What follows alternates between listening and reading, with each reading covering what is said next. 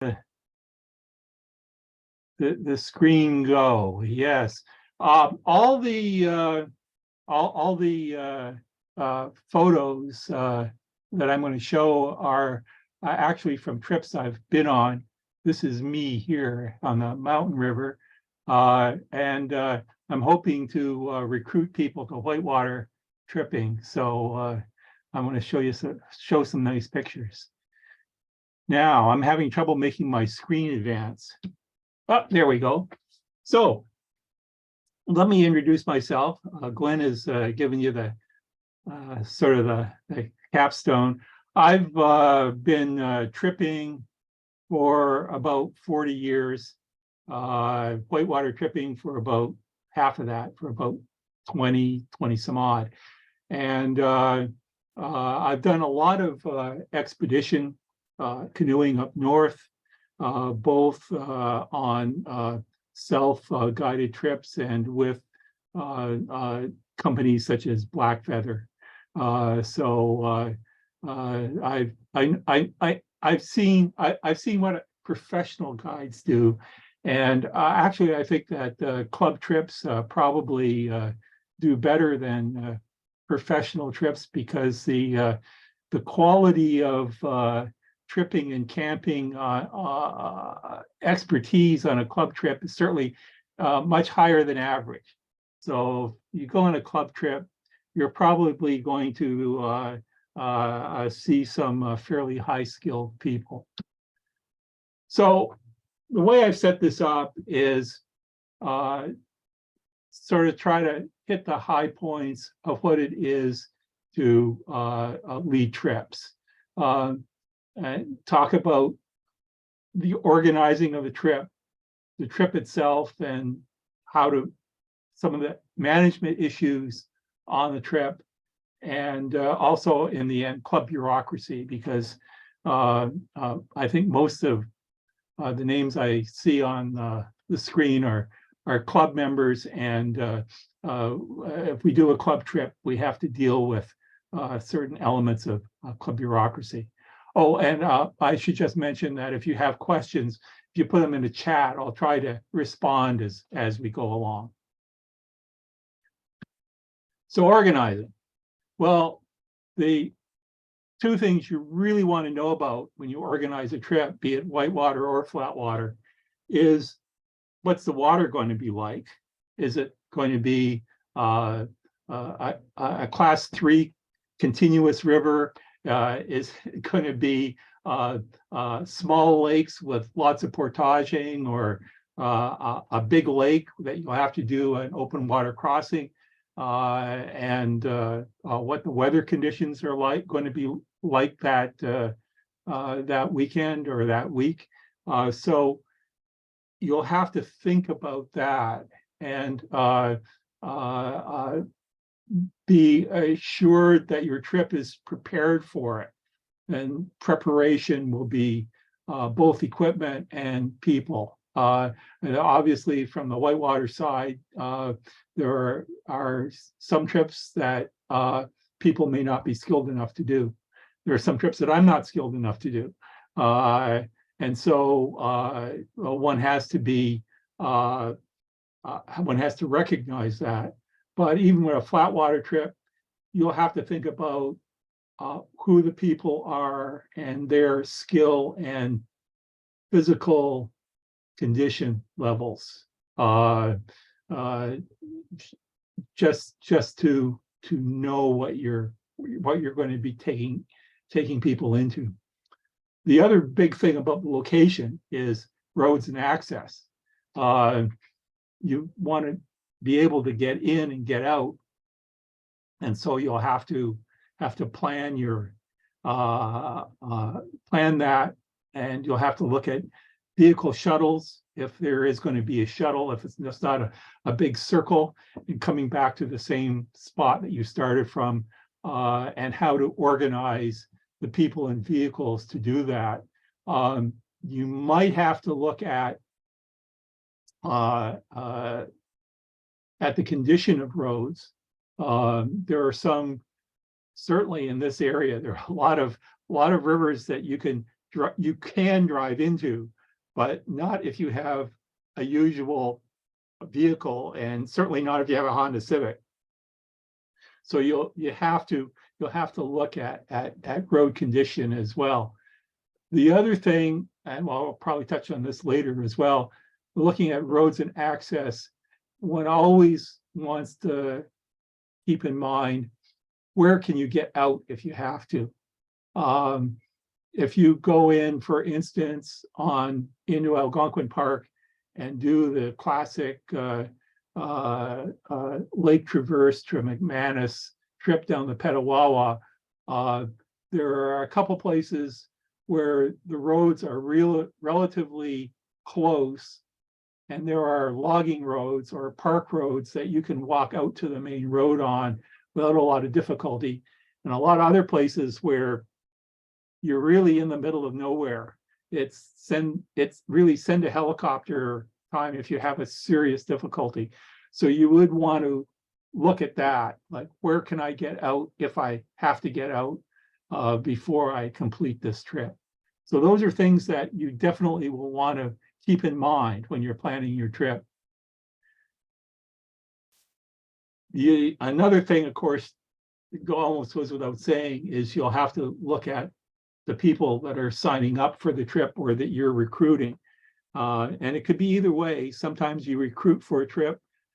Sometimes people, you just put out the sign and people come. But you have to be aware of their skills and experience. On a day trip, you're really probably more interested in whether they're proficient paddlers or not. That's number one. But you probably should keep in mind who in your trip has got a first aid certification and whether you can rely on them. Other categories are certainly for whitewater, you want to know how many people have had river rescue training, so they would be useful in an emergency or an incident of some sort, a boat pin or whatever. And also navigation is a skill, especially map navigation, because sometimes GPSs don't work, sometimes batteries die, and sometimes you just need that damn map and compass. So having at least one person that can navigate is very, very useful. And the longer and more remote the trip is, the more essential having these skills in the trip party are. So if you wouldn't go on a week plus, not to say a 3-week trip in a remote and isolated area without somebody on the trip having a first aid cert. At least I wouldn't. And maybe that's why I have a first aid cert. I always hope I can treat myself. So you want to look at that. You want to look at numbers when you're planning a trip, because of course, if you're planning a tandem trip, you want to make up the boats, and also who will paddle with whom. This is always the bane of a trip, is you have the right numbers, but you have what I call the chicken, the fox, and the dog problem, where you can't put the chicken and the fox together. You can't put the fox and the dog together. And so you're looking at combinations of people. You should work that out. If it's going to be a lengthy trip, it might be nice to have a practice day trip just to see if people can get along together. But certainly partners is an issue, and it can be more of an issue on an extended trip, where you can have boat divorces happening, where people just really after 3 days can't get along, either because, well, I've seen one trip where the stern paddler decided that he was going to go through all the big 1.5 meter waves and drenches bow paddler, and the bow paddler after 2 days was a little sick of it. So then you have to sort of manage the group and either tone that down or change partners to put the 2 yahoos in the group together or whatever. But it becomes an issue. Transport, I've already spoken to this. Vehicles and shuttles, I mean, are always an issue, and it's just looking at the number of vehicles, but how many boats can a vehicle carry? I've got a fairly big vehicle with 4-foot racks, and I can put 2 solos or 4 solos or 2 tandems on it. And that can certainly get us out of a fair number of issues in terms of shuttles, if we're thinking about it. But before you leave, you really want to, before you even go to the shed, you want to make sure that you know how many boats you have to carry, what vehicles are going to go on, and if you're going to do a shuttle, how you're going to rejuggle all the boats and all the people to leave one behind. Otherwise, you may end up deciding that you're just going to go all to put in and drive shuttles back. But some places it's a very long trip to do that, and you'd like to drop a vehicle on the way in. So certainly that would be like my top of mind thinking before I leave home, is I want to have all that settled.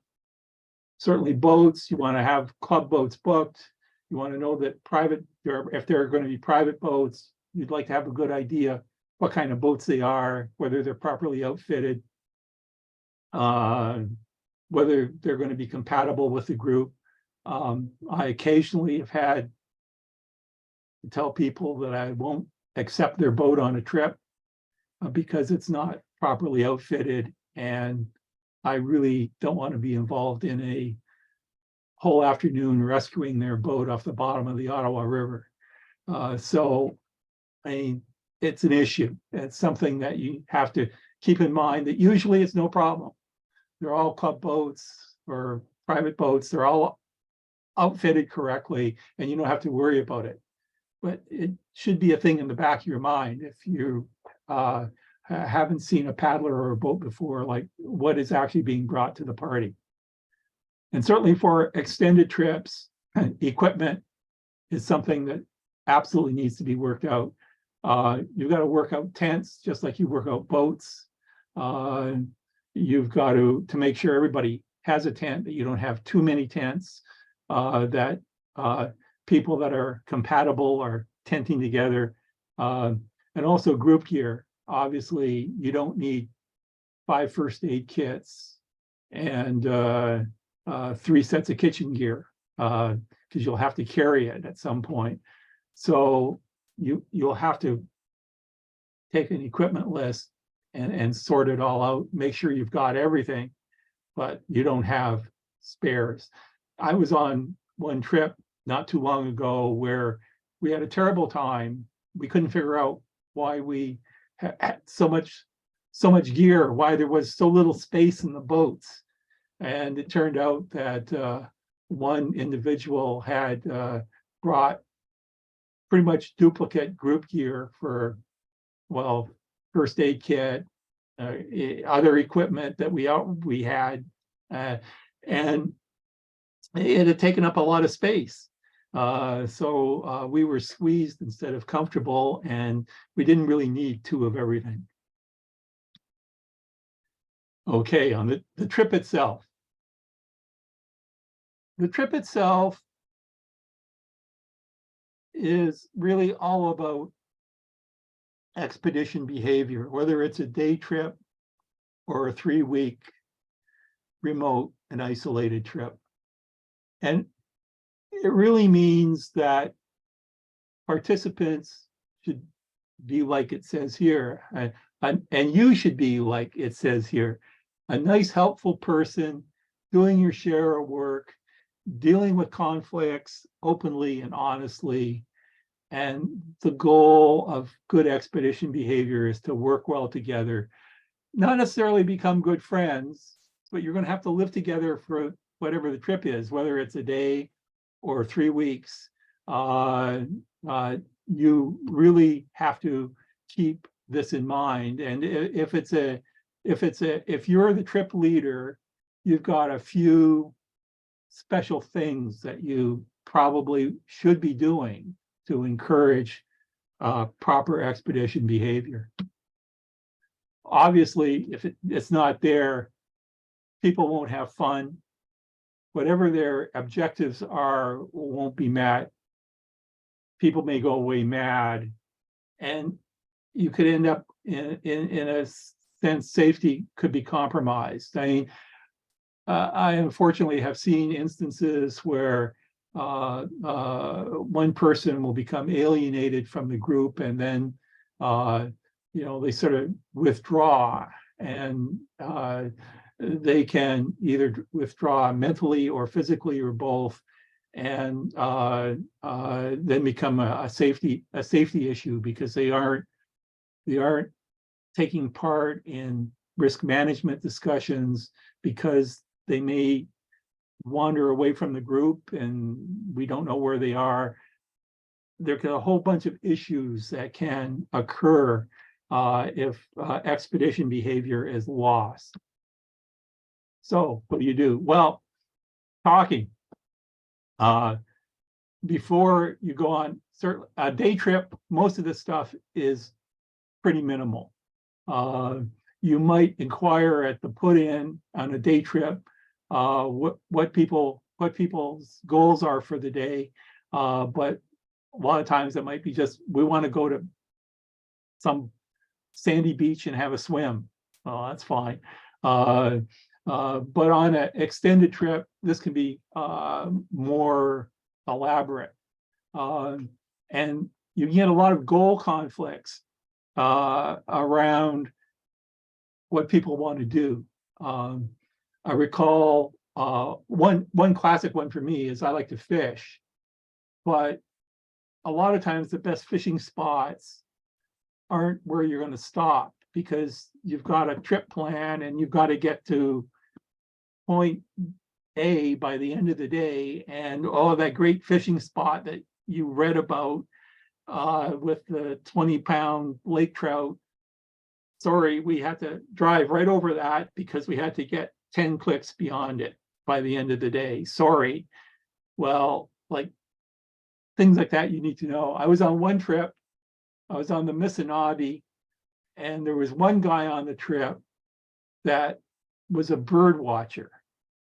Now, you wouldn't think that would be a problem, but it turned out that he didn't like camping near rapids because he couldn't hear the birds.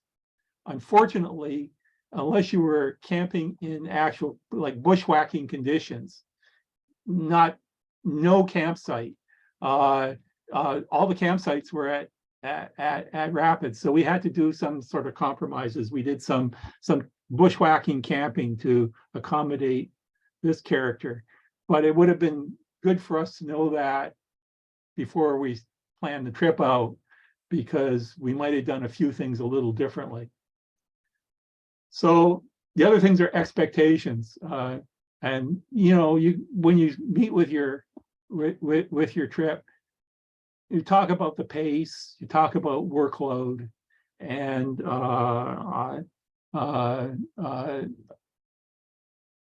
sort of general living conditions for the trip. Certainly want to talk about pace. How many clicks are you going to do in a day? And whether you've left buffers. Usually on a long trip, you're going to have several layover days scheduled, and hopefully you will have left some kind of buffer zone. So when the inevitable delay happens because of something broke, a boat got pinned, the plane didn't get you in on time, whatever it is, that you aren't going to have a huge rush to catch up. But people need to understand what the trip plan is and have an input to it, or they're going to be unhappy. And finally, there are individual contributions. I mean, should have an understanding for how people are feeling. They should be willing to share their opinions about what's going on. There may be relationships that are either coming together or blowing apart during the course of a trip that might need some work. You can have issues with nudity on trips. I haven't recently seen that one come up, but it has. And certainly sexism is something that you will encounter sooner or later, I think. As a trip leader, you may need to deal with those kinds of issues on extended trips. So the leader sort of tries to keep his eye on the group and their motivation and ability levels. You can have some ability surprises on a trip. I've seen people who were really just great paddlers on local drop-in pool rivers, but when we got into big northern water with extended class 2, 3, that they started to lose their confidence. So you have to cope with that. Sometimes change up their partner. Sometimes just as the first aid manual says, calm reassurance is what will work. But rather than just leave it alone and let them stew, you really need to deal with it. And also should be monitoring people whether their pre-trip expectations are being met, because of changes due to weather, due to whatever. Sometimes we have to skip a good hiking spot. We'll have to try to make that up someplace else. Whatever it is, the trip leader job is to know how well you're doing on that. And so, having people check in, talking at breaks. Certainly, energy checks are really required, and you might have to slow the pace or change things up a bit if somebody starts to flag. And certainly, at least on my trips, every trip member has a safety veto. So if somebody feels something isn't safe, it's extremely likely that we're not going to do it, that we're going to figure out a workaround, whether it's a portage or a lining or whatever. And a lot of times it's sort of one of these probability things. You look at a set of rapids, say, well, I'm pretty sure that we could all do it, but if we bent a boat on this one, like, it would be very problematic. It might be called a helicopter, so maybe we don't want to do it unless we all are completely confident that we're going to be able to make a couple of moves. So those sort of things, and if one person doesn't want to do it, if some person says, I'm not feeling it today, well, certainly they're going to line, and if they're going to line, maybe we all should. So you really want to go with the least confident member of the group. Certainly, you want to make sure that people are drinking water. Somebody once told me that if you feel that everybody you're traveling with is becoming irrational, it's because you're dehydrated. So drink up. And I really think that stopping and having feed breaks is something that you should count on.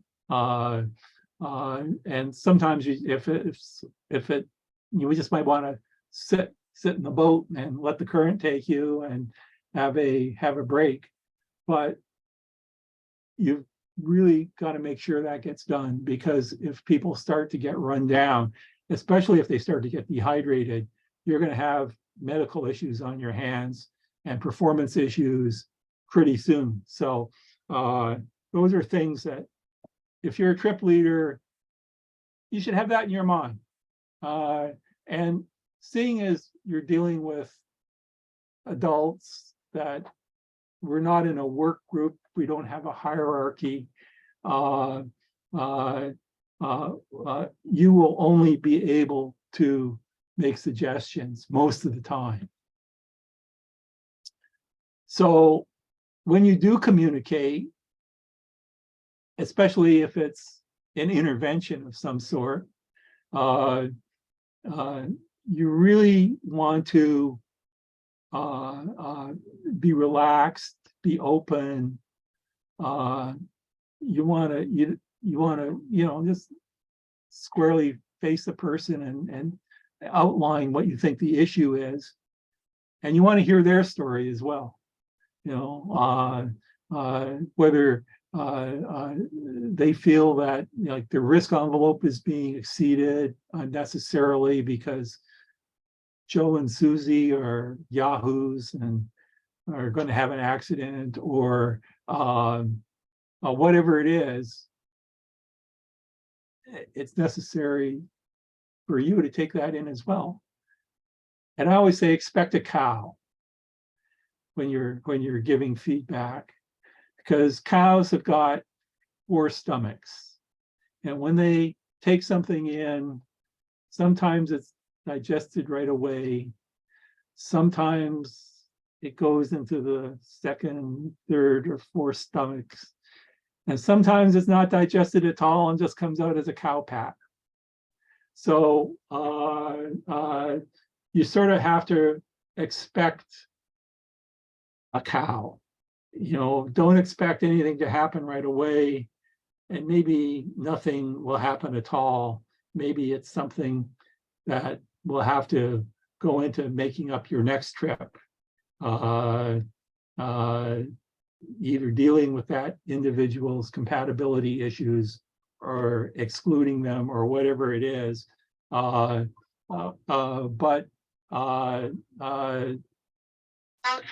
that's, oh great, I'm getting the spam call. I know. There, hope that went away. Hi, you've reached. Now my answering machine is going to answer the spam call. You can leave a message at the tone. Sorry about that.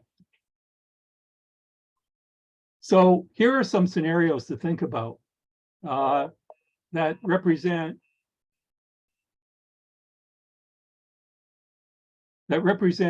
the two kinds of problems that can happen on a trip. One is I call the reluctant tripper. Somebody that got into this because their partner wanted to go, but doesn't have a lot of experience. It's a week trip, and on the 3rd day, after a really brutal 2nd day, they just fold up and they don't want to participate anymore, and they're going to sulk. So how do we deal with that? And this is something maybe we can discuss at the end if people have got ideas on how to deal with this. I would welcome their input.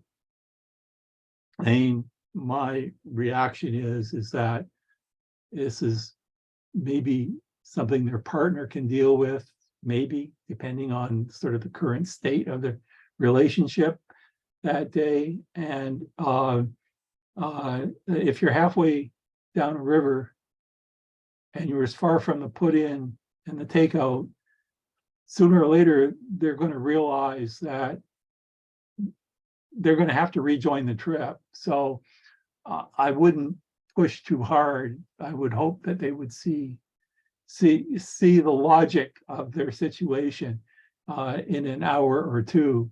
But I don't know, there may be other answers. I'd love to discuss this with people because I'm not sure there's really a good solution. There's probably some better ones. But this is the sort of thing a trip leader is going to have to deal with. The other thing I've got here is the trip leader, him or herself. If you've never been on Opiongo, it's a brutal lake. It's got 3 sections to it. On any day, 2 of them will be dead calm and 1 of them will have 1.5 meter waves. And here we have a situation where the trip leader has got get-home-itis. People have got a deadline, and you can see from where you are on the arm of the lake that it's okay where you are, but when you get to that open water crossing, it's going to be brutal.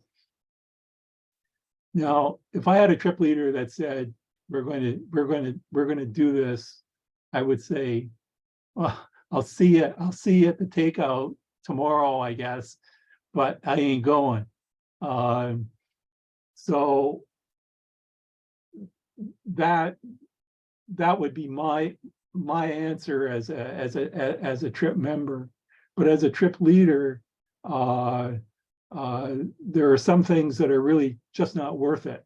And trying to meet a deadline in the face of adverse weather certainly is one of those classic things. I mean, general aviation or light planes, the most common correlate of aviation accident is somebody trying to get home or get somewhere for a deadline and ignoring adverse weather. So this is the paddling equivalent of it. Once again, if you want to discuss this at the end, I'd be more than happy to talk about it. Okay, that's the people part, or part of the people part.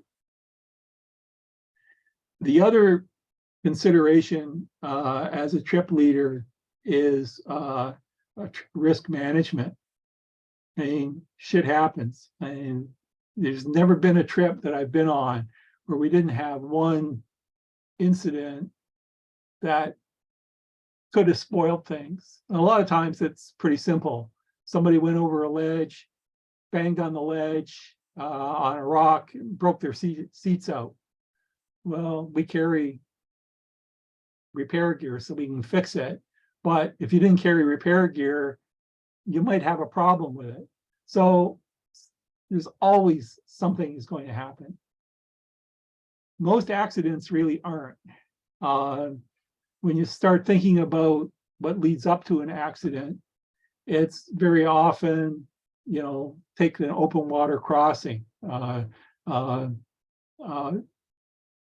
Boats maybe are overloaded. Maybe somebody didn't bring a good enough bailer in their boat, and the trip leader made a bad decision as to whether it was safe to cross. And it was for 3 of the boats, but the 4th one sank and needed to be rescued in the middle of a big lake. So, don't collect those lemons. That's to know what the risk elements are in any activity, and to know what you need to do to mitigate those risks is important. And as you usually people will start doing simple flatwater day trips, and then flatwater multi-day trips, and then maybe extended wilderness trips of various sorts. And as you build experience, you get to understand not only what the risks are, but what mitigation it would be. So you try very hard not to collect lemons, and you really try hard not to collect lemons before you leave the house on the way out the door. I mean, you want to see that you're adequately equipped. You want to make sure that, to the extent you can, that people are competent to do the trip. So you want to have the basics in place for sure. So since we're managing risks, time to talk about responsibility. As a trip leader, even as a volunteer trip leader, you do have a duty of care, but it's not much. What you have is responsibility for doing what a reasonable person would do under the circumstances and with your level of training. So since I'm wilderness first responder and river rescue trained, the expectations of what I would reasonably do and what I would reasonably know in terms of managing risks and taking care of incidents would be higher than somebody without those certifications. So, but it's still like a reasonable, what a reasonable person would do. So it's not a very high standard, to say the least. And yes, indeed, the RA does have an insurance policy to back us up for any liability. But still, it's there. You do have a duty of care. And you can meet a great part of that duty of care by just doing what the club requires you to do, filing a trip plan, which could be either just the online registration thing, which I'll get to in the end of this, or by taking a trip plan and giving it to a responsible adult, letting them know who's going where and what cars you're going to have and what your put in and take out are going to be, taking a club first aid kit, taking a hypothermia kit if the water is colder than 15 degrees Celsius, and doing a safety briefing. And there's a stock safety briefing on the club website if you can't think up one of your own. So that's the minimum. If you've done all that, you've probably got 50–60% of your duty of care taken care of right there. Other things, certainly on extended trips, you should have a guardian angel. We will have at least one person, often several people, that know our itinerary, that know what our communications are going to be. And if we fail to make communication as planned or didn't come out, could go to the police of jurisdiction and say, there's 6 people, they should have come out Tuesday, it's now Friday, they haven't appeared, we haven't heard from them, here's their route, please go look for them. So having somebody that will be your guardian angel is certainly a good thing. And that means you've got to have a plan. And I was going to say we have plans for different kinds of plans. We have not only do we have a trip plan, but as a trip leader, you might want to have your first aid plan. You certainly would want to think of evacuation plans, those places where you can get out, whether it's either a road or places where a float plane can land, whatever it is. And within the trip party itself, I would hope that the people would know how to do a search for somebody that was lost, and how you would do any rescues, whether they're first aid or or boat pins or entrapments or whatever, that who's going to do what and how you're going to action that. To have some kind of plan in advance will make things much easier because people will naturally fall into their role. On an extended trip, and even there are day trips where I really want to have emergency communications. Usually people have cell phones, but like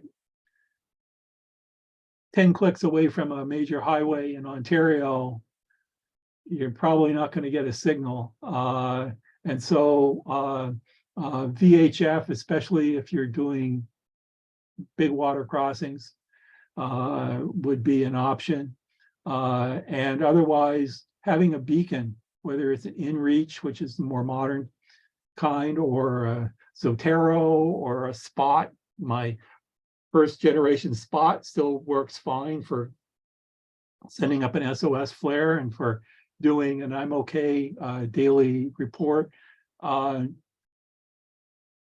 Having a beacon that works off a satellite, no matter where you are, well, with some conditions, is probably a good thing. Sat phones are still out there. They're pretty expensive. They are, I think, largely been replaced by texting beacons like inReach, but having a sat phone is really useful. We got stuck at the end of the blood vein having to negotiate extraction with our outfitter because forest fires they weren't close to us, they were close to the outfitter, but it screwed up all the air transport. And so we had to do a land extraction, which then had to be negotiated, and it was a lot easier with a sat phone. Those are things to certainly to think about. Navigation, I've already given my pitch on map and compass. GPS is fine, but the last 2 trips I've been on, there have been hiccups with the GPS. One, we had the GPS with all the waypoints, route waypoints and everything just crash and never come back to life. And the other one, the GPS was fine, but the person with the GPS hadn't loaded in the appropriate maps. So we could get our UTS, UTM coordinates all right, but we then had to consult the map anyway. So having that sorted is certainly something that we need to think about. And who's got training on the trip? Who are the first aiders? Who are the people that know river rescue? Who are the navigators? Those are all things that you would really want to know before you leave the jetty. Done that one. And this goes for everybody. For risk management, every individual is responsible for their own behavior. Every individual is responsible for their own physical, mental, and technical readiness for the trip. In other words, don't sign up for a big trip if you have some doubts about your own skills. And finally, you have to manage your own risk envelope. If something looks dicey to you, it's up to you to bring that up and develop a way of coping with it with the group. So now I'm going to show a little, hopefully a little video, about 4 minutes, about a real incident. It's about who comes and who pays. And this is in a provincial park. So let's see if it plays.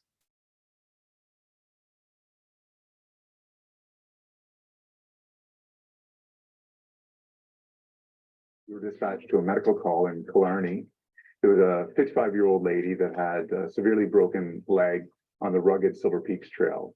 Tom Lang and Ben Allen as the pilots and myself as a tactical flight officer responded and used the Churchill navigation system, the search function on that, to quickly get us up there and over the scene of where she was. Unfortunately, there was quite a bit of leaf cover and we couldn't see through to actually locate her on the ground. The warden, Pat Stapleton, we knew he had text contact with her, so we went and picked him up to try and help us locate her, but we still didn't have success. The pilots dropped myself and Pat Stapleton at the top of the Silver Peaks, and we hover exited and walked down the trail. We were on the trail for about 20 minutes, and when we encountered the victim's friend, a 66-year-old fella, he was trying to come up to meet us. We carried on down the trail for another 20-25 minutes or so and located the victim. A quick assessment showed that she indeed did have a broken ankle. We did a quick splint, attempted to move her just a few feet, and it was clear that we weren't able to get to move her very far or safely. So we started looking for a spot where we could get our helicopter to come and pick us up. But we're now approximately 7:15 and it's getting dark, and it's pretty clear that there's a good chance we're going to be there for the night. I arranged with the pilots to come back and at least provide us with some survival equipment. In order to do that, though, we had to go out and I had to cut maybe about 5 or 6 trees down in order to get them on the edge of this cliff to hover so I could get in. And also I got her friend out. I got him out on that helicopter run, and myself and Pat spent the night with the victim, Susan Day. She was very silently in pain. It was clear. She actually commented, she goes, it's worse than childbirth.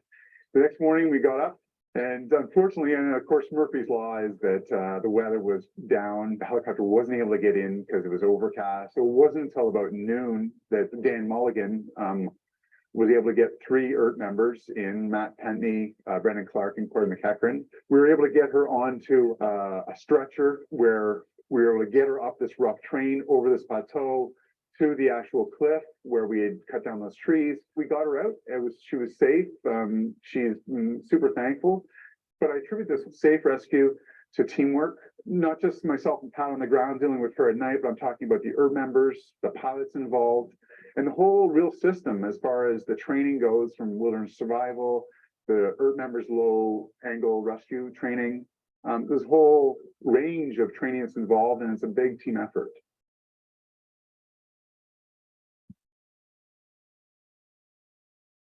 So here we have, and I think a fairly typical incident.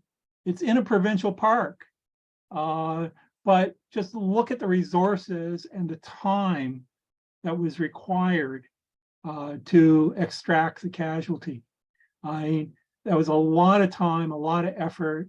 The fact that there was a helicopter available was so quickly was really good. I mean, who comes when you call? If depending on who you are calling, if you use a beacon, there is a call center likely in Texas that will phone up whoever you have identified as the authority of jurisdiction. Usually I'll use the police of jurisdiction, as they're responsible for land rescues in Canada. And if they have an air asset, you may be lucky and get an air asset to come in. If it goes to, depending on where that air asset is, I mean, the Rescue Coordination Center in Trenton, run by the RCAF with big Cormorant helicopters, it could be up to 8 hours for them to launch. And it takes time to get a crew, brief the crew, ready the aircraft, and launch. And then if they're coming to, say, Algonquin Park, it's going to be another 40, 50 minutes for them to get there. So who comes is really difficult to say. But usually it's organized by the police of jurisdiction, or the Rescue Coordination Center in Trenton will figure out what the closest resource is and dispatch them. I would usually, if I'm in a park, even if it's an unmanaged park, I would also have the park authority on my contact list. They might be able to do a land extraction, but I definitely will always have police of jurisdiction as the go-to authority for who comes. Now, who pays? Well, if you live in Ontario and you're an Ontario resident and your incident is Ontario, you probably don't have any worries.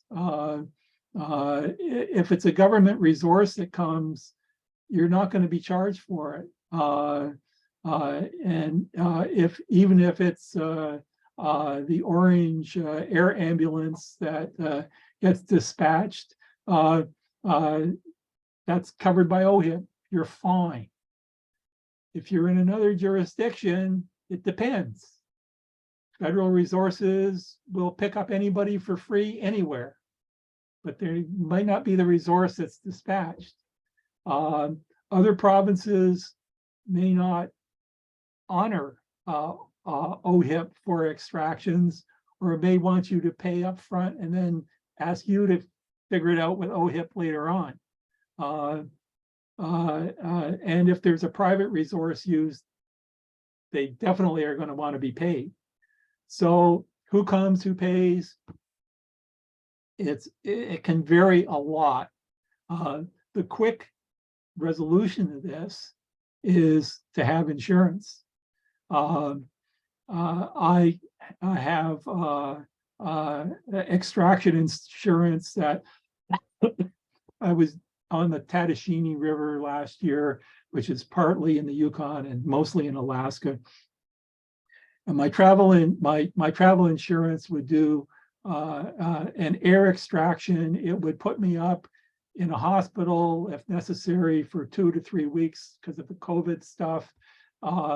It would do everything but an armed extraction to get me out, and it costs $30 for a year. So extraction insurance is out there, it's available, it's cheap. If we do a group trip, we factor that in as a group cost, and we'll all sign up for extraction insurance just in case. So if it's Ontario and the government comes, you're fine, but there could be questions. Also, before I leave this, I'd like to comment on this incident. This incident happened in a park, and not a very remote or isolated park, but remote and isolated enough that a helicopter extraction was needed, and it took 2 days. I mean, this is the sort of thing that really, even on a day trip, you should be prepared for. You should be able to take care of somebody if they have to stay out overnight, and you don't need a lot of equipment. A tarp and some extra food can literally be a lifesaver. So, in my first aid kit, I always have one of these thermal magic blankets or bivy sacks, so we can stuff a casualty in them, and it folds down to about that big. So these are things that you need to think about, that just because you're in a park and you're only took 2 hours to drive there doesn't mean that if you have an incident, you're going to get out 2 hours. Okay, club bureaucracy. Well, if you're a member of the club,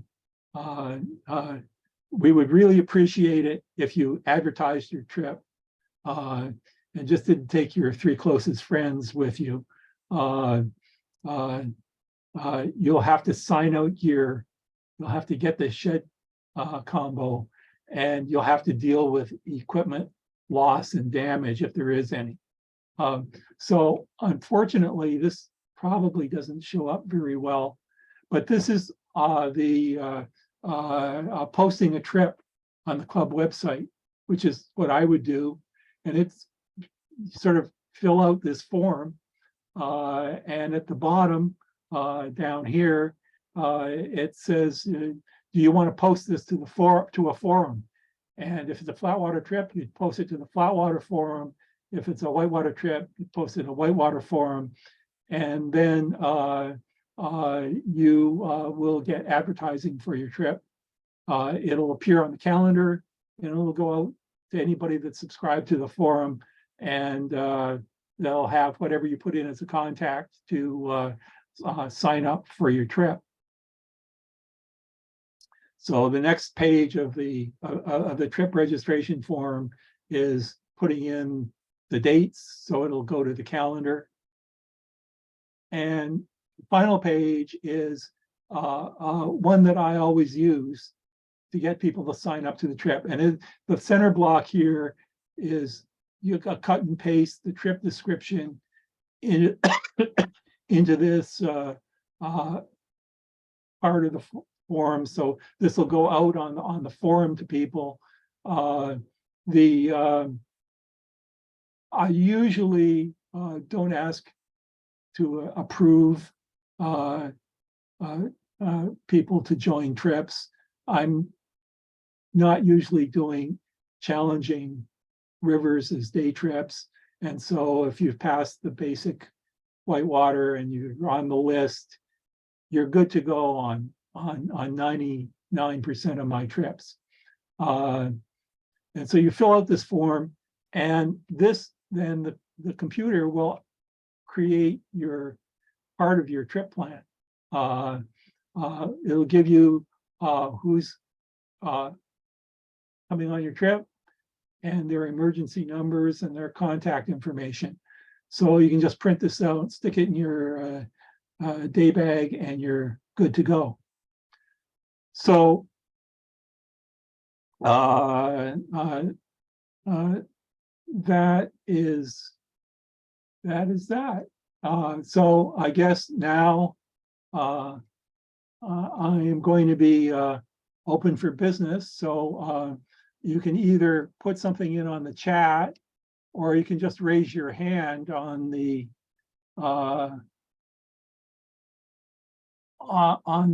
Zoom page, and then you can open your microphone and we can have a chat. So going once, going twice for questions.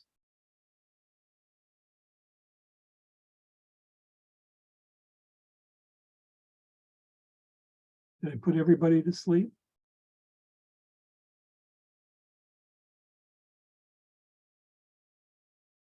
Peter, I see a comment in the chat.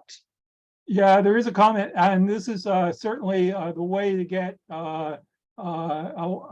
if you have any beacon, be it a Zotero, Spot, an InReach, you can sign up to, I think it's called Global Rescue, which is a service that services them all, and it costs about $30 a year per person that you want to sign up to that.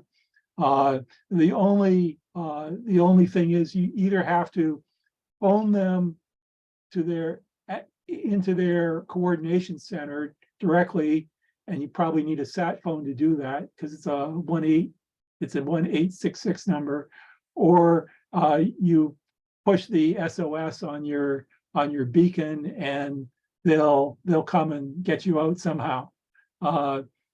And it's worth having, because I mean a helicopter rescue can easily cost $10,000. So for $30, it ain't much. Yeah. Any thoughts on kind of like an optimal group size? For a trip? Well, I find that you really need for an extended trip. Well, even a day, I mean, the club rule is 3 boats for a trip. And that's really the minimum. Although I think we possibly stretch it when we have 3 solo boats, but certainly with 3 tandem boats, that's a pretty safe group. Actually, I don't like groups larger than 4. I'll do 5 tandem boats, but after that, you run into problems that campsites are no longer big enough. It depends on the terrain. Like in this picture here of the mountain river, finding 15-person campsites is not an issue. You can see the big gravel bar that we're going around there. That's like common geography there. If you're in boreal woodland like Manitoba, Ontario, Quebec, not so much. Like you're going to be scraping to find campsites for more than 8 people. So 3 is a minimum. 4 is my happiest number, but 5 if necessary. 5 boats. Sure. How do you not forget stuff? Do you use a checklist as a group, or because Yeah. every big group will of course have one person who thinks that another person was the one bringing a thing? No, Yeah. you have like for a day trip as a trip leader, I make sure that I've got a first aid kit and hypothermia gear as required. Yeah, but And more for also, like a multi-day. and also I have my personal communication. So usually I'll have a cell phone in a spot that I'll just throw in the bag. So I mean, I've got the essentials covered myself for a day trip.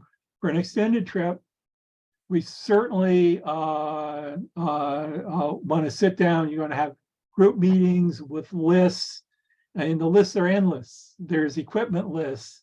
There's planning all the food menus and who's going to take what, where, and how it's going to be moved from where we are to the put-in.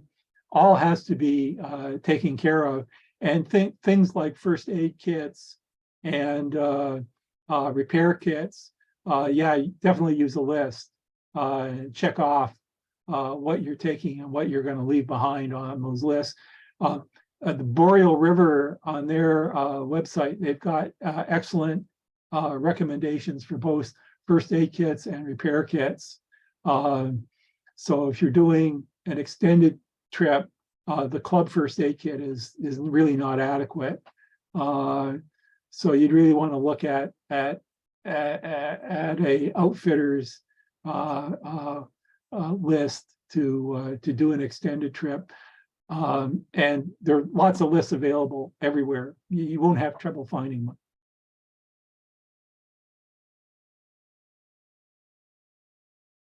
Yep, that makes sense. I've seen some groups before they leave actually physically unpack kind of all the stuff to make sure that they have it and haven't forgot it.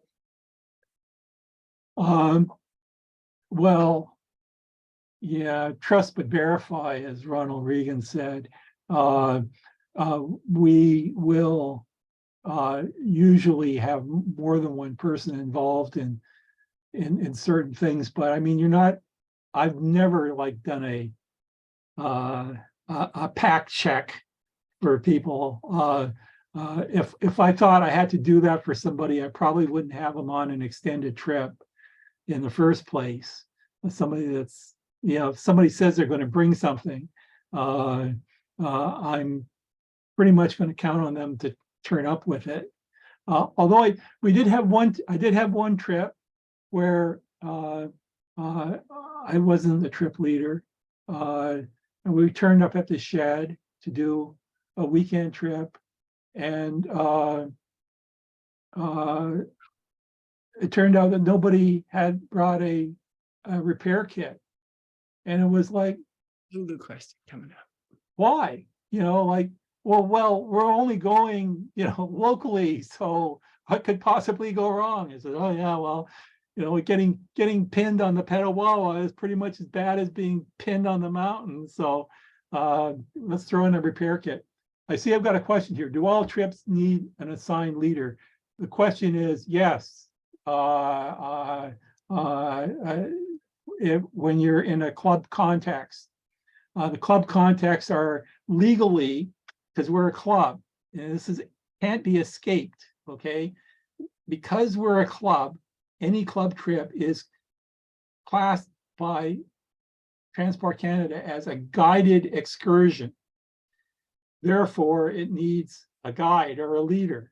And so, yeah, if you are just out with a bunch of friends, then obviously not. Then it's what's the legal term for that?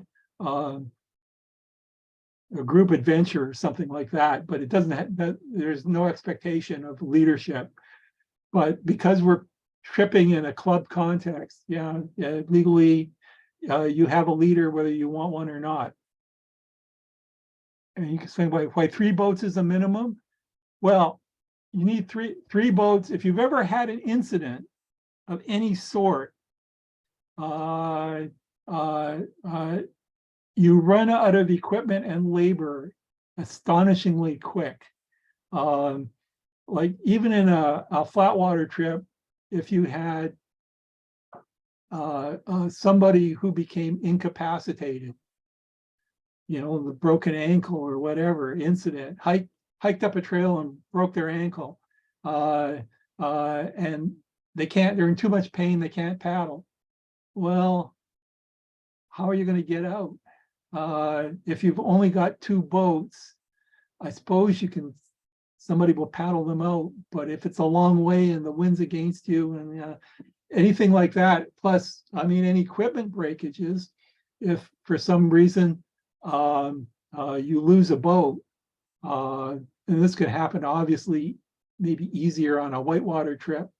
Although I think on a whitewater trip, it's such a known risk that we're probably better prepared to patch a broken boat back together, even if we have to duct tape the 2 pieces back together, than a flat water trip. But if you lose a boat, if you've got 2 other boats, you can probably extract your whole party, maybe not all your gear. But if you've got any sort of medical incident or anything like that, you run out of labor really, really quick. Like if you had to carry somebody out, I mean, really, you're going to be pretty pressed with only 6 people on a trip. So yeah, that's why you'll run out of labor a lot quicker than you think. If you've ever been on an advanced first aid course and made to do extractions from even a kilometer or a kilometer and a half in rough terrain, you'll learn quick that you really want those extra people. Okay, so I think I've answered maybe now. Yeah, okay. How are we doing here? I think I've got all the chat questions responded to. Are there any more?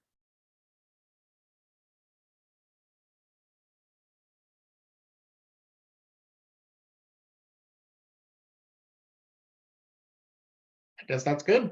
Going once, going twice, gone. All right, well, I'll stop recording.